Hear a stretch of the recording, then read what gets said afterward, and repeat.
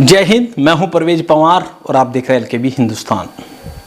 उत्तर प्रदेश में विधानसभा चुनाव में भले ही अभी समय हो, क्योंकि 2027 में उत्तर प्रदेश में विधानसभा चुनाव होने हैं, उससे पहले प्रदेश में पंचायत चुनाव होने हैं, लेकिन देश की राजनीति में उत्तर प्रदेश का बड़ा महत्वपूर्ण रोल माना जाता है।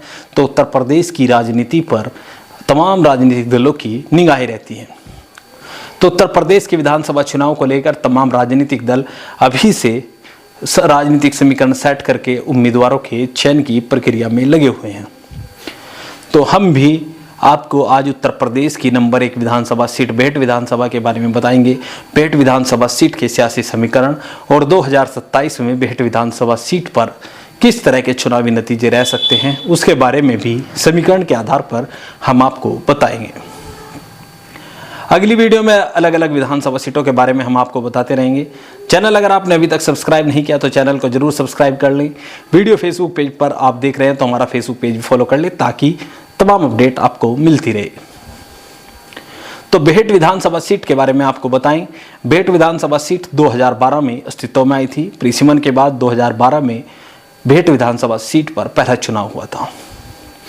बेहट विधानसभा सीट पर अभी तक भारतीय जनता पार्टी का खाता नहीं खुला है। आपको बता दें कि 2012, 17 और 2022 तीन चुनाव हुए हैं।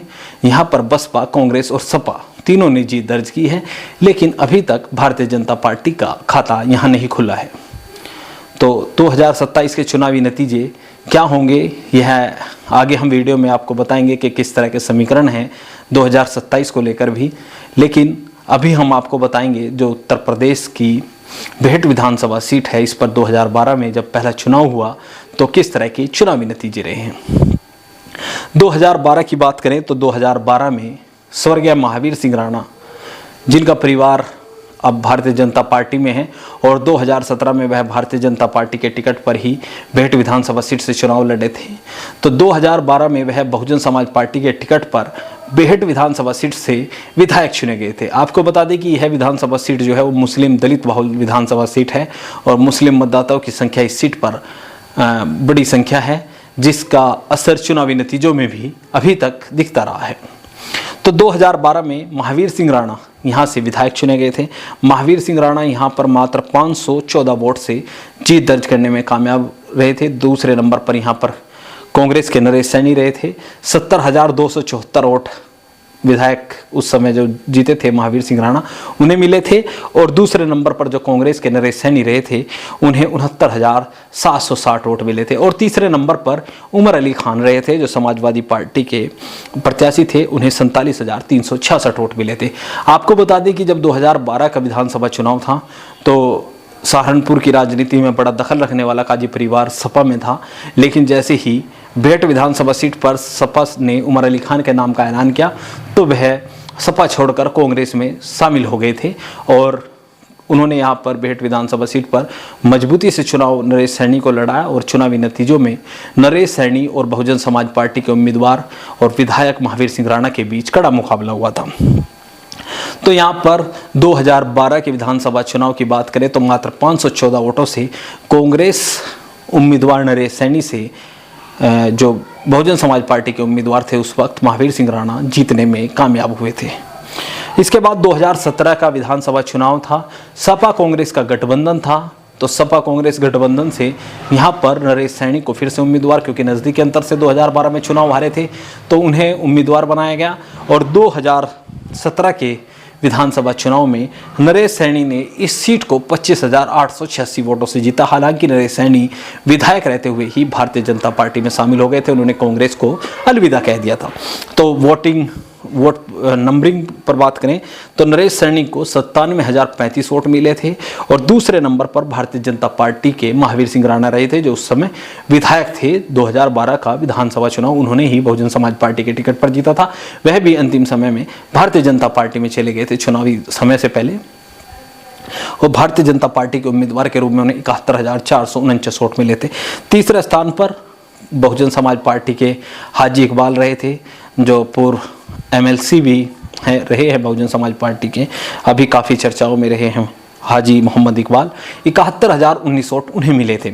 तो इस सीट पर इस चुनाव में 25,886 वोटों से कांग्रेस और सपा गठबंधन के उम्मीदवार नरेश सैनी ने जीत दर्ज की थी।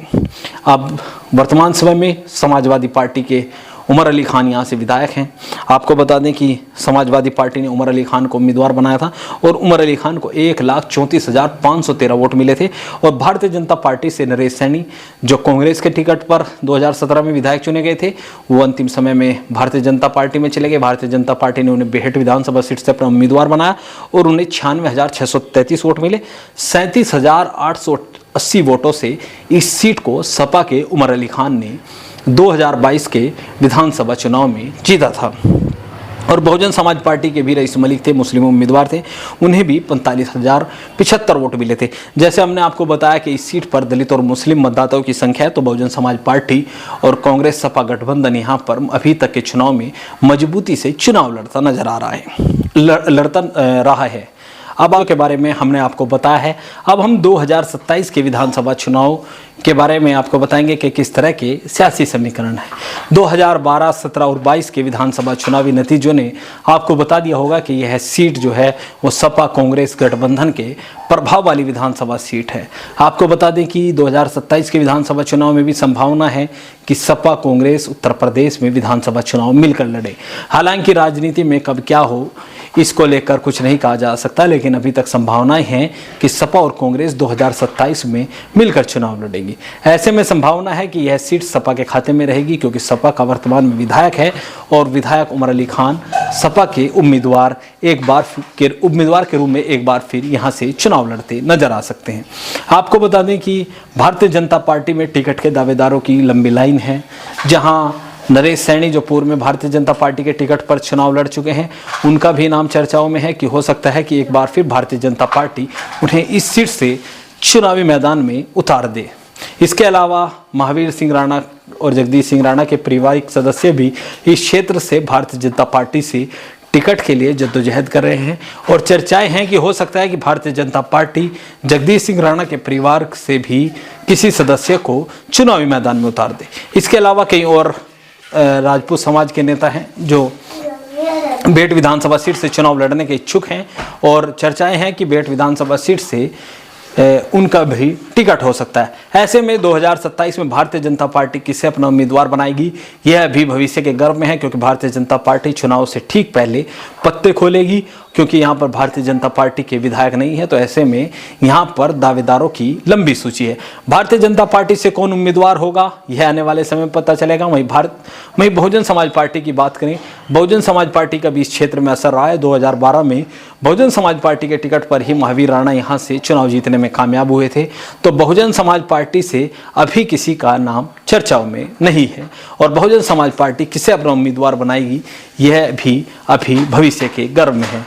वहीं अगर बेहट विधानसभा सीट पर सक्रिय राजनेताओं की बात करें तो निर्दलीय उम्मीदवार के रूप में पूर्व सपा नेता रोहित सिंह राणा काफ़ी सक्रिय हैं और वो क्षेत्र में लोगों के बीच सक्रिय नजर आ रहे हैं। ऐसे में उनकी उपस्थिति कहीं ना कहीं समाजवादी पार्टी के लिए खतरे की घंटी है, क्योंकि समाजवादी पार्टी के परंपरागत मुस्लिम मतदाताओं में उनकी अच्छी खासी सेंध मानी जाती है।